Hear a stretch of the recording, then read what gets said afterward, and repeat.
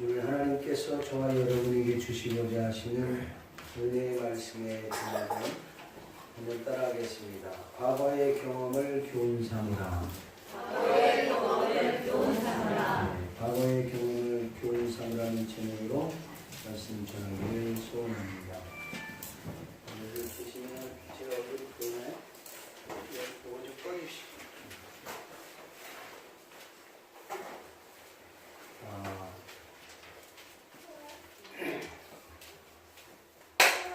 동양의 대표적인 현모로 맹자의 어머니를 적을 수 있는데요. 그 맹자의 어머니는 자녀 교육을 위해서 3번이나 이사를 한 것으로 우리는 잘 알고 있습니다. 이 맹자의 어머니가 교육을 위해서, 자녀를 위해서 그만큼 열정이 있었던 사람인 것은 우리가 누구나 다 아는 사실입니다. 처음으로 이사한 것이 공동묘지로 근처에 이사를 갔는데 맹자가 매일같이 공동묘지에서 장례 치르는 모습을 보면서 그 흉내를 내니까 자리를 옮겨서 시장으로 옮겼다고 해요. 시장으로 옮겨서 이제 교육을 하려고 하니까 시장에서 장사하는 소리가 나고 사람들이 계속 그것을 싸우고 장사하고 이런 것들을 보면서 맹자가 장사 흉내를 내고 싸움하는 흉내를 내고 이런 걸 보면서 다시 학교 근처로 이사를 했다. 그랬더니 맹자가 그때부터 공부에 열정을 하더라. 그렇게 우리는 알고 있습니다. 우선 이 맹자라고 하는 이 어머니는 굉장히 지혜로운 어머니였고 교육에 대한 열정이 있었던 어머니였다라고 학자들은 말합니다. 그런데 그냥 여러분 보통 부모님도 공동묘지 쪽으로 집을 이사하지는 않죠. 시장 사람들이 크게 붐비고 장사하고 소리나고 그런 데로 이사하지는 않겠죠. 근데 지혜로운 맹자의 어머니가 공동묘지로 이사를 했다? 그럼 좀 생각해 볼 필요가 있는 얘기입니다. 그래서 약간의 학자들은 아니다.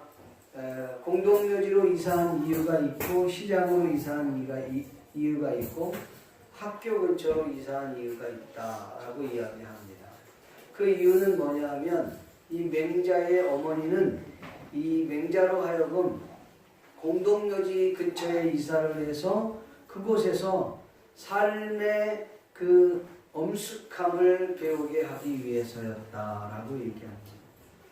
또 한 가지는 시장으로 옮긴 이유는 치열한 삶의 경쟁이 무엇인가를 깨닫게 하기 위해서다.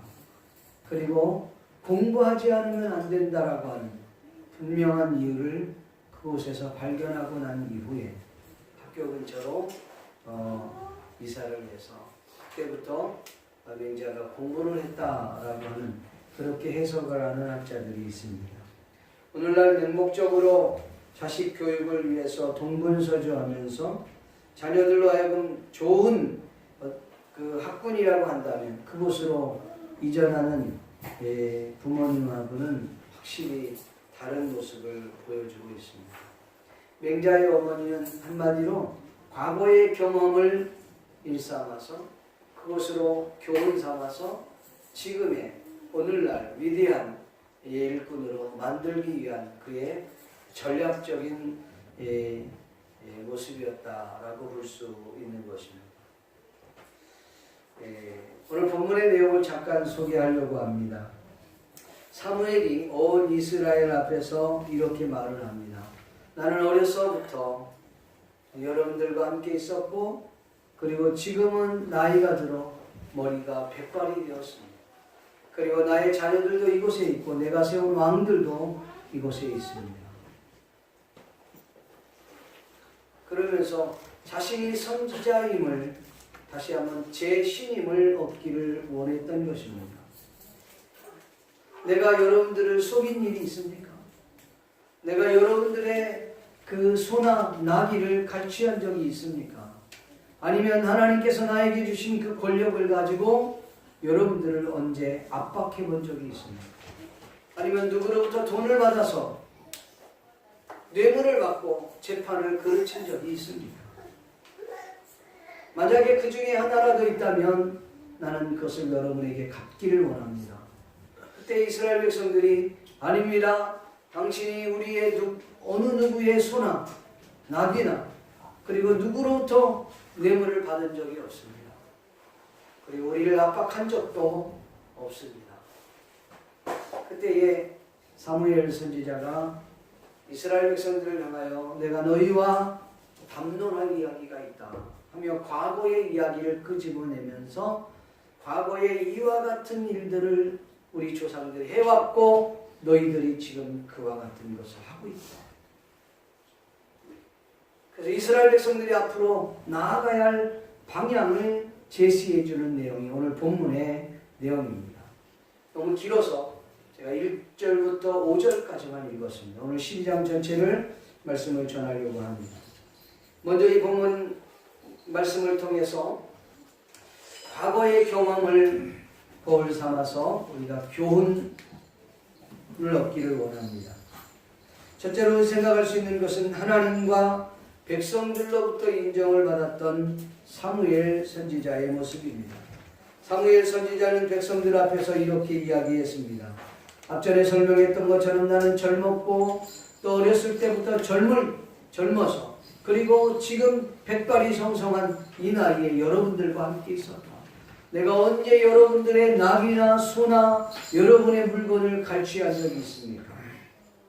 하나님께서 주신 그 권력을 가지고 여러분들을 언제 압박을 해본 적이 있습니까? 내가 뇌물을 받고 여러분들에게 혹이라도 잘못 재판을 한 적이 있으면 말해보십시오. 그때 이스라엘 백성들이 이렇게 고백합니다. 아닙니다. 당신은 우리의 소나 우리의 나귀를 갈취한 적도 없고 압박한 일도 없고 뇌물을 받은 적도 없습니다. 라고 하면서 이 이스라엘의 선지자였던 사무엘을 인정하기 시작합니다. 그는 말합니다. 하나님이 나의 증인이고 그리고 지금 내가 세웠던 이 사울 왕도 내 증인이다. 그때 이스라엘 백성들이 그렇습니다. 여호와께서 증인이십니다. 이스라엘 백성들이 사무엘 선지자를 인정했다고 하는 것입니다. 정치적 지도자라고 하는 사람들이 그 부정직한 것, 불성실한 것, 한마디로 얘기하면 부정부패한 것들은 이루 말할 수 없을 뿐더러 지금은 종교 지도자들에 이르기까지 부정부패가 정말 참담하기 그지없는 그런 시대에 이르렀습니다. 저를 비롯한 모든 지도자들이 하나님 앞에 회개하지 않고서는 이 나라에 소망이 없는 줄 압니다. 그럼 우리 그리스도인들은 어떤가? 우리 그리스도인들은 과연 좋은 성적을 받을 수 있을까? 라는 점에서 지금 우리를 돌아볼 때에 그다지 좋은 성적을 받을 수 있을 거라 생각하지 않습니다. 오늘날 대부분의 많은 사람들이 이게 인정을 잘 받지 못하고 있는 상황입니다. 그래서 우리 기독교를 향하여 한간에 남크리스천들은 뭐라고 말하는지 압니까? 개독교라 그렇게 말합니다. 목사를 뭐라고 말하는지 압니까? 먹사라 그렇게 말합니다. 부끄러운 일이죠. 여러분 예수 믿는 하나님의 사람들이 사람들로부터 인정을 받지 못하고 있다면 그건 분명 문제가 심각한 것입니다. 근데 오늘 본문에 보니까 사무엘 선지자는 오히려 이스라엘 백성들 앞에 존경을 받고 이스라엘 백성들이 그를 인정을 해줬습니다. 아니 인정을 할 정도가 아니라 그를 두려움의 대상으로까지 보았다라고 하는 것이 성경에 나오고 있습니다. 요사이 대학교 안에서도 교수 평가제가 도입이 됐습니다. 물론 전 대학이 그렇지는 않습니다만은 그러나 점점 그 추세가 늘어나고 있는 추세입니다. 한간에는 이 대학 교수들이 이 철통박통과 같은 것이었다고 봤습니다. 여러분 그 공무원들이 그랬듯이 대학 교수가 한번 본인들이 준비해놓은 강의안 하나 갖고 있으면 평생 그거 갖고 먹는 거예요. 왜요? 난 1학년 담당이니까, 난 2학년 담당이니까 그거 하면 돼요. 그럼 1년 지나면 또 새로운 친구들이 올라오니까 또 그거 하는 거예요. 계속 그렇게 울거먹는 거예요. 평생 재탕하면서. 근데 지금은 이제 그런 시대가 아닌 거예요. 대학 교수가 그렇게 강의를 하면 이제는 교수들이 평가를 받는 시대가 됐어요. 학생들이 대학 교수의 강의 내용이 어떻다, 그 다음에 이거 구시대적 발상이다, 뭐 등등 이런 평가제를 내놓습니다. 그렇기 때문에 이거 아무렇게나 준비해서는 될 문제가 아니에요. 옛날 10년 전, 20년 전에 준비했던 강의안 가지고 계속 갈 수가 없는 거예요. 그래서 교수들도 제 신임을 묻습니다. 1년에 업적을 얼마나, 연구 논문이 얼마나 있느냐, 아니면 번역서는 얼마나 있느냐, 자신이 얼마나 연구를 했느냐, 이런 것들이 강의안에서 녹아 나오기 때문에 그들은 평가제를 실시합니다. 물론 교수 평가제가 좋으냐 그러냐 뭐 여러 가지 장단점 문제가 있습니다. 교수들은 원치 않고 학생들은 더 질 좋은 교육을 얻기 위해서 원하고 등등 그렇습니다. 그러나 장점이 있습니다.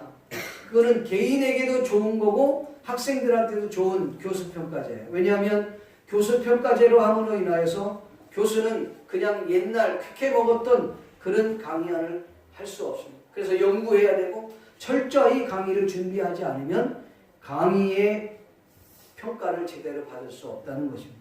그러기 위해서 교수는 더욱더 연구에 매진하게 된다는 것입니다. 그리고 학생들은 질 좋은 교육을 받을 수 있다는 것이죠. 그런 점에서 이 교수평가제는 굉장히 좋은 부분이 있다고 봅니다. 물론 반대적인 의견도 있을 수 있을 거라고 생각합니다. 여러분, 교수들도 재평가를 받는 시대가 도래했습니다. 정치인들도 4년 임기 때마다 재평가를 받습니다. 주회종들도 재평가를 받습니다. 여러분, 믿는 하나님의 사람들도 하나님과 또 믿는 사람들과 믿지 않는 사람들로부터 평가를 받는다는 사실, 믿기를 주님의 이름으로 축복합니다.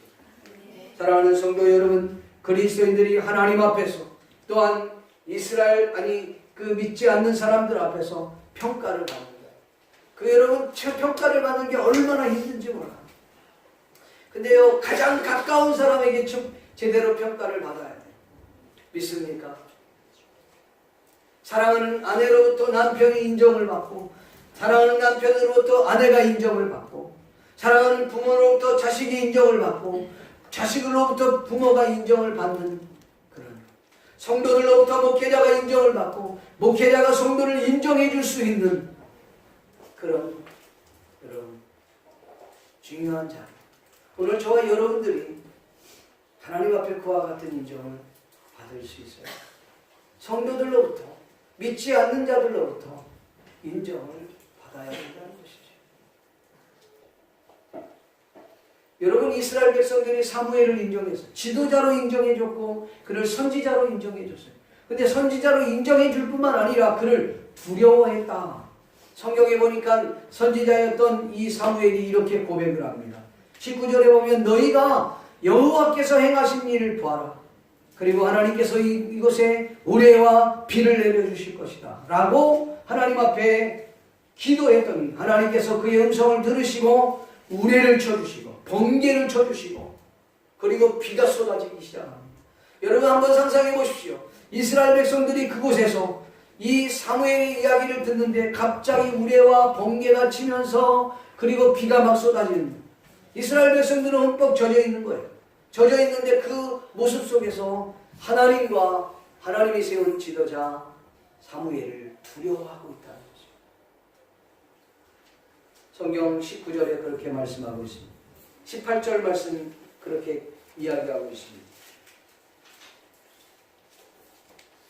이에 사무엘이 여호와께 아뢰매 여호와께서 그날에 우레와 비를 보내신 모든 백성이 여호와와 사무엘을 크게 두려워합니다.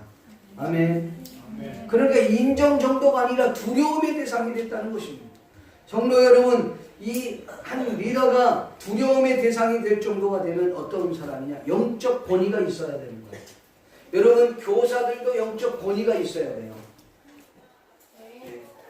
그래야 학생들이 두려워하는 거예요. 존경하는 겁니다. 믿음의 사람들이 영적 권위가 있을 때 두려워하는 거예요. 그 영적 권위가 어디서 나타나느냐? 하나님이 저와 함께 한다고 하는 증거가 있느냐는 것이죠. 그 증거가 있을 때 두려워한다는 것이죠. 믿습니까? 사무엘이 그래서. 두 번째로는 이스라엘 백성들의 죄악을 밝히 드러나게 하신 겁니다. 그들로 하여금 회개하게끔 했던 사무엘 선지자입니다. 이스라엘 교육 중에 아주 중요한 교육 중 하나가 과거를 통해서 지금 현재를 이루는 교육입니다. 그러니까 과거의 교육을 통해서 지금의 현 유대인 이스라엘을 보는 것이죠.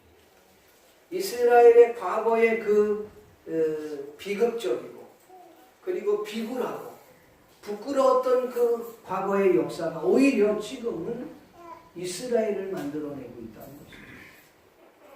오늘 이것을 지금 사무엘 선지자가 사용하고 있는 것입니다.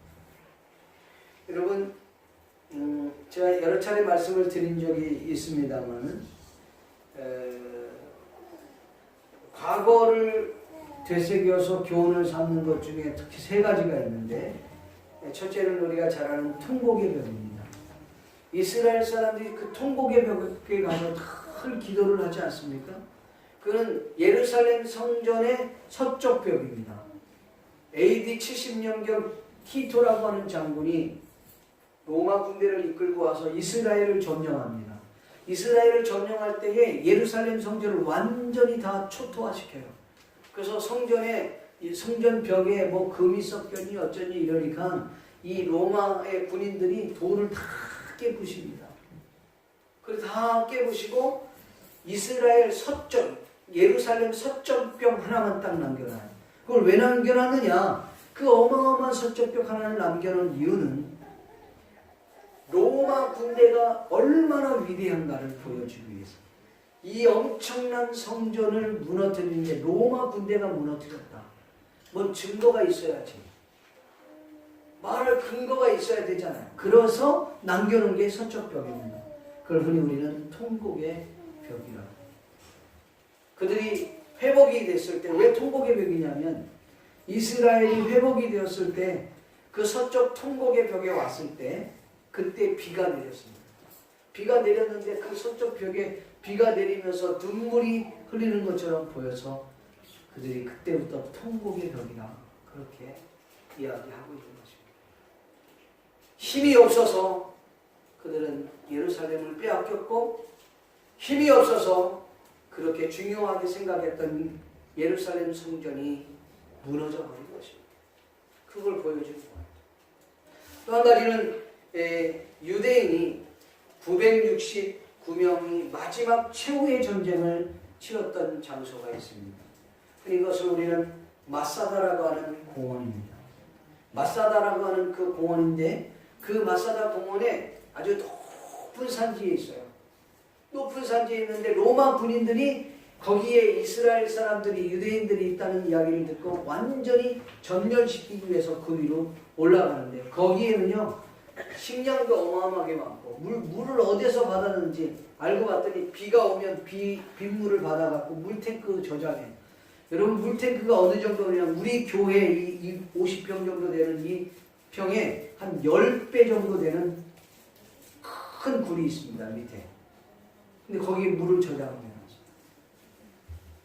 그런데 거기서 마지막 최후 전쟁인데 막 큰 돌들을 막 그 위에서 올라오면 밀어내갖고, 그래서 난공불락이 무려 969명이 3년 동안 버텼던 곳이 마사다라는 곳입니다. 그런데 거의 그들이 뭐 그냥 올라와서는 안 되니까 산이 이렇게 있으면 여기 또 하나의 산을 만듭니다. 로마 군인들. 그래서 점령을 합니다. 이제는 도저히 불가능하겠다. 그때에 이스라엘 969명 중에 그들이 제비를 뽑습니다. 한 사람을 제비 뽑아갖고 우리가 저들에게 점령을 당하면 내 아내와 내 자녀들은 그들에게 욕을 보일 것이다. 그러니 차라리 깨끗하게 순결하게 죽는 것이 낫다. 그래서 그 중에 한 명이 지옥 가는 걸로 하고 자살을 하면 지옥을 가니까 한 명이 제비를 뽑습니다. 그래서 한 명이 전부 다 죽이고 그리고 자기 혼자 자결해서 그래서 집단 자살하는 것이 마사다. 이스라엘 백성들이 힘이 없어서 이스라엘 백성들이 능력이 없어서 결국은 우리가 이렇게 수모를 겪고 집단 자살을 했다는 공헌. 그것이 마사다 공헌. 세 번째로는 이스라엘 백성들의 그 이스라엘 통곡의 벽 바로 옆에 가면 이스라엘의 역사박물관이 있습니다. 역사박물관 안에 들어가게 되면 촛불이 6개가 있습니다. 촛불이 6개가 켜져 있고 비누 3장이 놓여 있습니다. 그건 뭐냐면 히틀러에 의해서 이스라엘이 공식적으로 문서에 나온 것만 600만 명이 학살을 당합니다.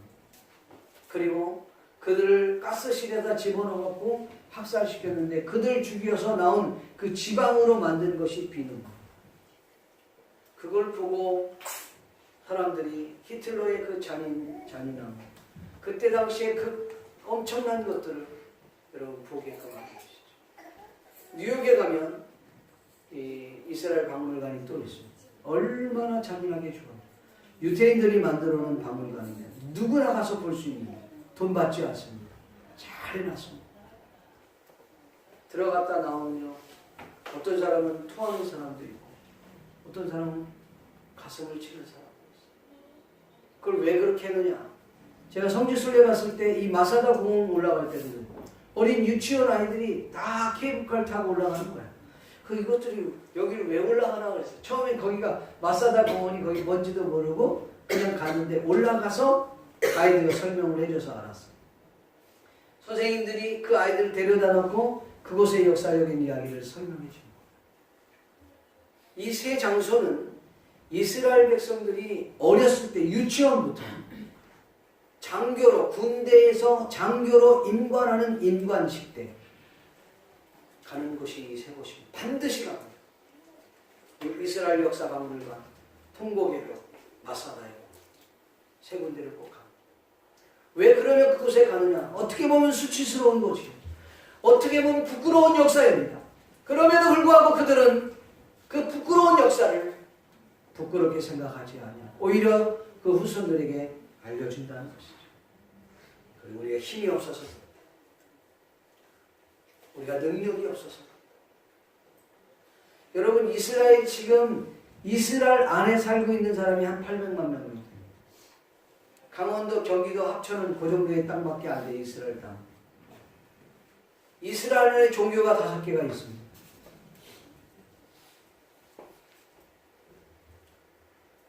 그럼 미국이 어떤 무기를 갖고 있는지 전 세상에 알려져 있지 않듯이 이스라엘에도 어떤 무기가 있는지 아무도 알려져 있지 않습니다. 그건 철저하게 강력해지지 않으면 안 됩니다. 그 교육이에요. 오늘 사무엘 선지자는 이스라엘 백성들에게 과거의 이야기를 합니다. 제가 여러분 읽지 않았기 때문에 간략하게 소개하면 이스라엘 백성들에게 담론하자 하면서 그가 이렇게 얘기합니다. 과거에 모세와 아론을 세우지 않았다. 야곱이 애굽에 들어가서 400년 동안 넘도록 그 고생을 했는데 그 고생, 그 압제 가운데 있을 때 너희들이 부르짖었다. 그때 하나님이 모세와 아론을 통해서 지금 이 가나안 땅으로 우리를 인도해 주었지. 그러나 우리가 바알과 아스다롯을 섬김으로 인하여서 결국은 하나님께서 또 다른 민족, 오늘 성경에 보면 시솔이라고 하는 사람도 나오고 뭐 암몬도 나오고 여러 나오고 모압도 나오고 그런 또 다른 나라를 통해서 우리를 징계를 할 때 그때 너희가 또 부르죠. 하나님, 우리가 잘못했습니다. 우리가 우상을 섬겼습니다. 우리가 하나님만을 섬기겠습니다. 그래서 이렇게 하나님께서 사사들을 보내지 않았느냐. 삼손을 보냈고 그 다음에 기드온을 보냈고 지금 사사히 나를 이 땅에 보내지 않았느냐. 지난주에 설교했던 암몬에 대한 이야기도 암몬 나하스에 대한 이야기도 설명을 합니다. 그런데 지금 너희가 어떤 죄악을 지고 있느냐라는 거예요. 그래서 이스라엘 백성들이 저지르고 있는 그 죄악을 세 개를 설명을 합니다. 첫째는 뭐냐면 여호와를 버리고 하나님의 명령을 거역하고 하나님을 경외하지 않는 이것이 너희의 죄악. 두 번째로는 우상을 섬기는 일, 그리고 바알과 아스다롯을 섬긴 일, 각종 이방신들을 섬겼던 일, 이것이 너희들의 죄악. 세 번째로 진정한 왕이신 하나님을 버리고 세상의 왕을 추구한 너희의 죄악. 이것을 철저하게 그들에게 알려줍니다. 그때 이스라엘 백성들이 어떻게 고백하느냐면 성경에 이렇게 고백을 합니다. 여러분 한번 19절 말씀 한번 읽어볼까요? 본문 19절 말씀 같이 한 목소리로 읽어봅시다. 시작. 모든 백성이 사무엘에게 이르되 당신의 종들을 위하여 당신의 하나님 여호와께 기도하여 우리가 죽지 않게 하소서. 우리가 우리의 모든 죄에 왕을 구하는 학을 더하였나이다. 아멘. 여기 이스라엘 백성들이 우상을 섬기고 하나님을 버렸던 것들에 플러스 세상 왕을 구하는 것을 용서해 주십시오. 이렇게 이스라엘 백성들이 자신들의 죄를 회개하는 시간들을 갖게 되는 것입니다. 사랑하는 성도 여러분, 오늘 저와 여러분들이 혹이라도 우리의 잘못이 있다면, 우리의 죄악이 있다면 여러분 낱낱이 철저하게 회개할 수 있기를 주의 이름으로 축복합니다. 마지막 세 번째로는 이스라엘 백성들이 앞으로 나아가야 할 그 방향을 제시해 줬던 사무엘 선지자의 모습을 우리는 발견하게 됩니다. 사람들은 은혜를 받고 그리고 그 받은 후에 결단과 행동을 옮기지 못함으로 인하여서 변화가 일어나지 않는 것들을 우리는 왕왕 보게 됩니다. 여러분 한번 생각해 보십시오.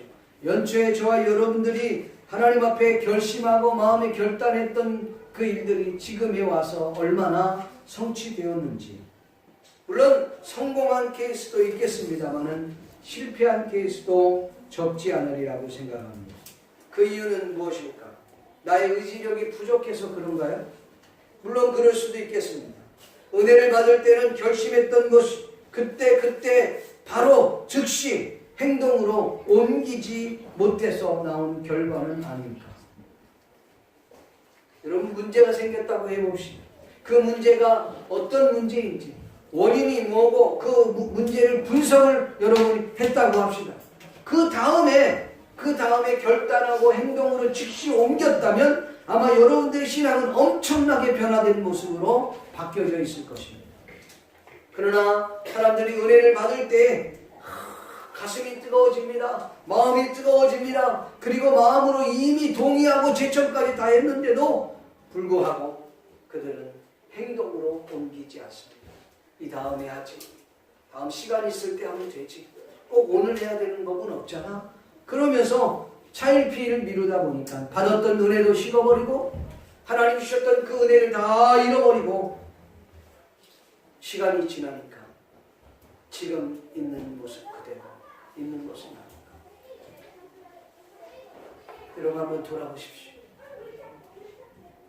오늘 지금 이 시점까지 그런 식으로 신앙생활을 해오지는 않았는지 우리 깊이 한번 우리 자신을 돌아볼 수 있기를 바랍니다. 사무엘 선지자는 이스라엘 백성들이 무엇이 문제인지를 짚어줬습니다. 죄악을 세 가지 얘기해줬죠. 그리고 난 후에 그들에게 방향을 제시해줬습니다. 어떤 방향을 제시해줬느냐? 그것이 뭐냐면 여호와를 따르는 데서 여호와를 따르는 데 있어서 돌이키지 말아라. 그리고 오직 여호와의 마음을 다하여 여호와를 섬기라. 여러분 여호와를 따르는 데 있어서 돌이키지 말라는 것은 하나님의 말씀에서 이탈하지 말라, 떠나지 말라. 하나님이 주신 그 메시지를 붙들고 나아가라는 말씀이에요. 근데 그걸 떠나서는 안 된다는 것이죠. 이것이 첫 번째 방향이었어요. 두 번째로는 돌아서서 유익하게도 못하고 구원하지도 못하는 것을 따르는 것은 헛된 일이에요. 뭐예요? 그게 우상입니다. 우리는 우상하면 이렇게 앞에서 보고 뭐 절하고 이런 것만이 우상이 아니에요. 여기는 아예 우상을 짓두고만요. 지난번에 기식점 어디 음식점에 갔는데 음식점 바로 태국집 바로 앞에 무슨 그 집을 멋지게 짓더라고요. 뭐 호텔인지 그 비즈니스 호텔인지 호텔을 짓는데 들어가는 일이고 때 우상 그걸 다 만들고 있어요. 그것도 멋지게 동으로 네? 아주 만들어 갖고 여우 2마리를 갖다 놓고 사람이 만든 우상은 그렇게 그것만이 우상이 아닙니다. 아무 유익이 없는 우리를 구원할 수 없는 그 우상. 여러분 돈이 여러분을 구원할 것 같아? 돈은요 절대로 여러분을 따라오지 않아. 누가 그러더라고요. 돈의 생태를 이렇게 말했어요. 나는 돈을 쫙 추구하고 가는 거야. 그 돈이 내 것인 줄 알았어. 그런데 내가 병에 걸렸어. 질병에 걸렸어. 그랬더니 내 호주머니에 있는 그 돈이 다른 호주머니로 가려고 이사 가려고 준비하고 있더라고요. 그 돈은 여러분의 것이 아니에요. 우리가 생각하는 그 지식이 천년만년 여러분의 것이 될 것이라고 생각하십니까? 아니에요. 그런 것들은 우리를 조금은 유익하게 할 수 있을지 몰라요. 그러나 우리를 구원할 수는 없다는 것이죠. 이스라엘 백성들에게 그 얘기를 해주고 있습니다. 너희가 지금 정작 추구야 나아가야 할 방향이 뭐지? 그러면서 오직 여호와 하나님을 경외하라고 말씀합니다. 오직 여호와 하나님을 이게 세 번째. 만약에 그렇지 않으면 너희가 여전히 악을 행하는 너희와 너희 왕이 다 멸망하게 될 것이다. 이게 25절의 말씀입니다. 사무엘 선지자는 간단 명료하게 여호와를 따르는 데 있어서 하나님의 말씀을 떠나지 말고 이탈하지 말고 그 범죄를 벗어나지 말고 그리고 유익되지도 않고 우리를 구원할 수 없는 우상에 사로잡히지 마라. 오직 우리가 섬기려 할 대상은 여호와 하나님이라고 이야기합니다. 지난 주간에 제가 어떤 분과 상담을 하는데 자기가 아는 누가 그런 얘기를 매일같이 108번 절을 한대요. 108번을 이렇게 절을 하는데 앉았다가 일어났다. 108번을 하기가 쉬운 일은 아닙니다. 그렇게 절을 한다는 거예요. 나름대로 돈을 모아갖고 기부도 하고 기부까지는 좋은데 누구한테 절을 하냐? 무엇 때문에 절을 하는 겁니까? 그건 잘 모르지만 자기 수양이래. 얼마나 어리석은 인생들이 많은지.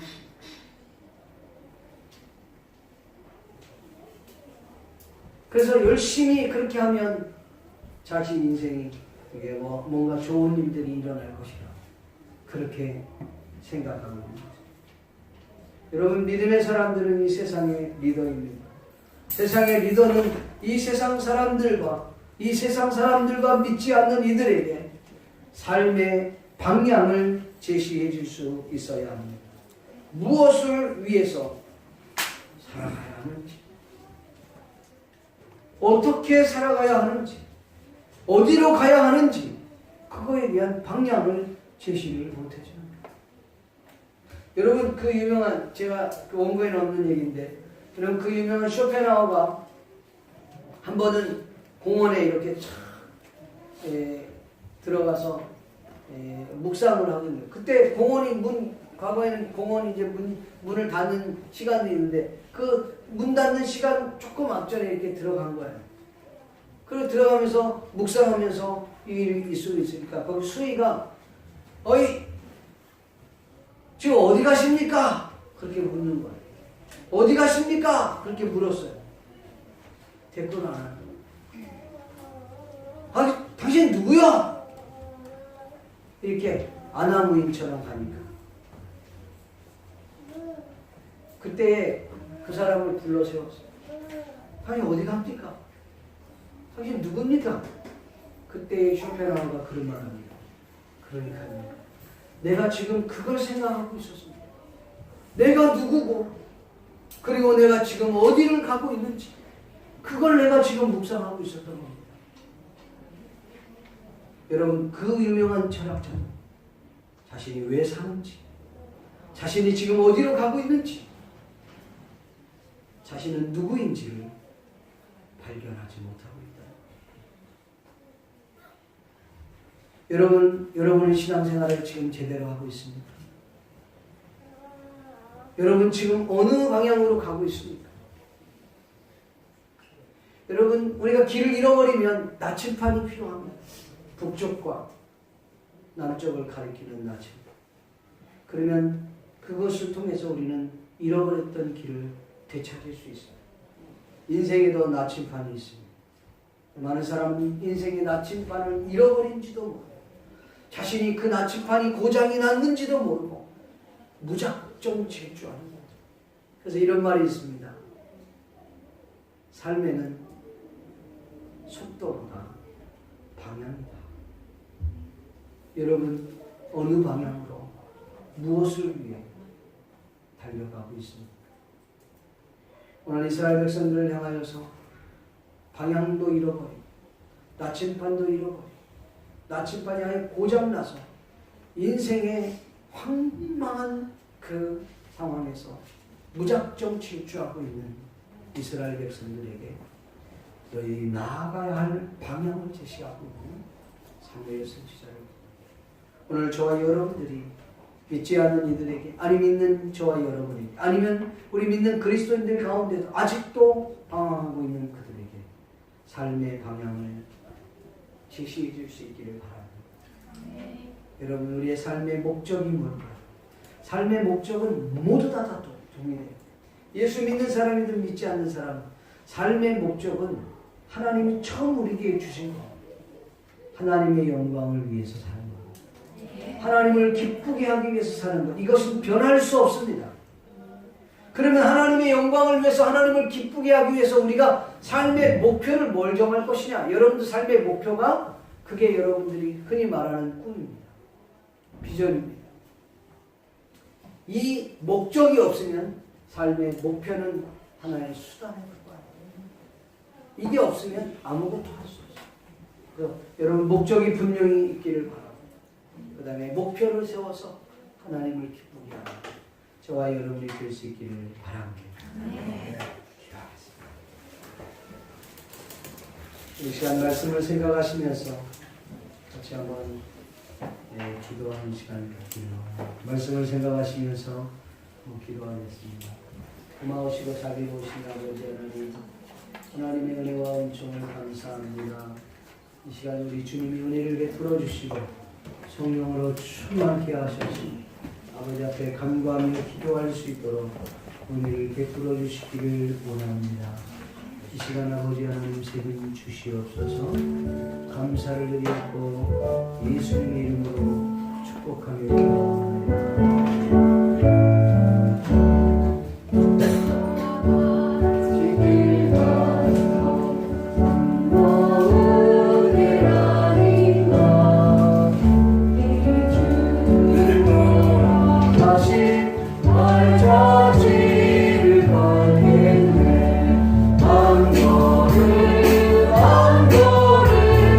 주의 예수와 함께 날